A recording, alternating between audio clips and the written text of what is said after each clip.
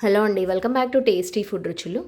సమ్మర్లో చల్లగా ఏదైనా తినాలనిపించినప్పుడు ఇలా స్వీట్ డెజర్ట్ ట్రై చేయండి. చాలా సింపుల్ అండ్ ఈజీగా చేసుకోవచ్చు. సో సేమియా కస్టర్డ్ ఎలా చేయాలో ఈ వీడియోలో చూద్దాం. ముందుగా స్టవ్ పైన కడాయి పెట్టుకొని స్టవ్ ఆన్ చేసి ఇందులో 1/2 టీ స్పూన్ గీ యాడ్ చేసుకోవాలి. గీ మెల్ట్ అయిన తర్వాత ఇప్పుడు ఇందులో 1/2 కప్పు సేమియా యాడ్ చేసుకొని వేయించుకోవాలి. సేమియా లైట్ గోల్డెన్ కలర్ వచ్చేంత వరకు వేయించుకోవాలి. సేమియా ఇలా ఈ కలర్ వచ్చేంత వరకు వేయించుకొని ఇప్పుడు ఒక చిన్న గిన్నెలోకి తీసుకోవాలి. ఇప్పుడు ఈ వేయించుకున్న సేమియాని పక్కన పెట్టుకోవాలి. ఇప్పుడు సేమ్ కడాయిలోకి 2 కప్స్ పాలు యాడ్ చేసుకోవాలి. ఇప్పుడు ఈ పాలని స్టవ్ మీడియం ఫ్లేమ్లో పెట్టుకొని మరిగించుకోవాలి. పాలు ఇలా మరిగిపోయిన తర్వాత ఇప్పుడు మనం వేయించి పెట్టిన సేమియాని యాడ్ చేసుకొని ఉడికించుకోవాలి. స్టవ్ మీడియం ఫ్లేమ్లో పెట్టుకొని మధ్య మధ్యలో కలుపుతూ ఉడికించుకోవాలి. సేమియా ఇలా సాఫ్ట్గా ఉడికిపోయిన తర్వాత ఇప్పుడు ఒక చిన్న గిన్నె తీసుకొని ఇందులో 1.5 teaspoon custard powder add చేసుకోవాలి. ఇప్పుడు ఇందులో 1/2 కప్పు మిల్క్ యాడ్ చేసుకొని లంప్స్ లేకుండా కలుపుకోవాలి.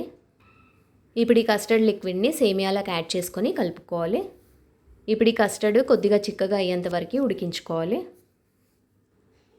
ఇలా దగ్గరగా ఉడికిపోయి ఈ కన్సిస్టెన్సీలో వచ్చిన తర్వాత ఇప్పుడు ఇందులో షుగర్ యాడ్ చేసుకోవాలి.